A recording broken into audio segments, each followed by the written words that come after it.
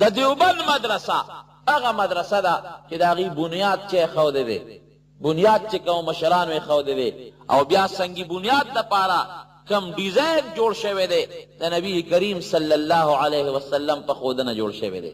تاسو به دیوبند تاریخ نی سټډي کړئ، ابه مو نی کتلې د دیوبند د تاریخ په سلسله کې د مولانا محمد قاسم نانوتوي رحمت الله علیه وینا ده چې زما په ذهن کې ډېر لوی سوچو او ډېر لوی فکر و چې دا مدرسه خو موږ شروع کړه، د یو بوټي د لاندې هم یو مدرسه شروع کړه، لیکن یاره د دې مدرسې سره به څه کوو؟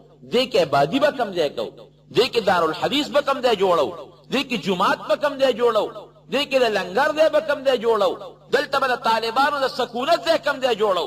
وی په ذهن کې مې پریشاني ده. سوچ دی خلک یو کور جوړوي، یو مدرسه جوړوي، یو دارالعلوم جوړوي، نو خلک انجینیرانو سره مشورې کوي، او انجینیر سره چې مشوره وکړي د هغه د نقشې مطابق کار وکړي، نو هغه په لږ ځای کې ډېر کار کولی شي او په صحیح طریقه کار وشي. وی زما ذهن کې دا سوچو چې چا سره مشوره به کوم ګلکار سره انجینیر سره په کومه طریقه د مدرسې بنیاد کېدم. وی د شپې خوب وینم د دواړو جهانو سردار مې په خوب کې ولید. مولانا قاسم صاحب لیکي نبی کریم صلی الله علیه وسلم میں خوب کیوں لید. ما تو ولی پریشان ہے میں کہ سیب مدرسہ جوڑو مبرے پریشان ہے. ولی مدرسہ کی پریشان ہے؟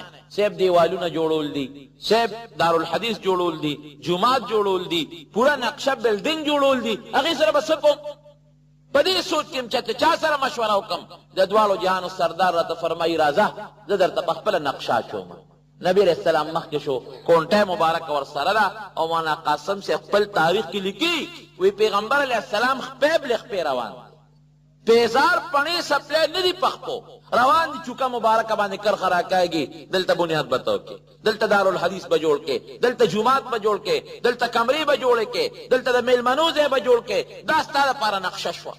ذہن کی فوراً کہ نبی علیہ السلام کا خوب کے مبارک کما نقشہ راتا او خودلا ذہن کے میں کے ناستا کہ دا خوب نرا پاس ایدم رکی میں اس فوراً راضی کہ خدا دا نقشہ رانا غلطا نشی، نقشہ خماتا او خود نشوا غلطا نشی رانا نقشہ یہ رانا نشی چی راناو لگے در عالم اگا زین گورم چی کم دا دوالو جہانو سردار راتا کر خراخ کلی دی چی مانا زی غلط نشی اگا زی ناب کم وی چی رالم اومی قتل دا دوالو جہانو سردار دا اگا کونٹے مبارک نشان پزمک آگا سپروت دے، بلکہ دا نبی علیہ السلام دا خپو مبارک و دا قدمون و نشان ہم پاغذ مکا پروت تے.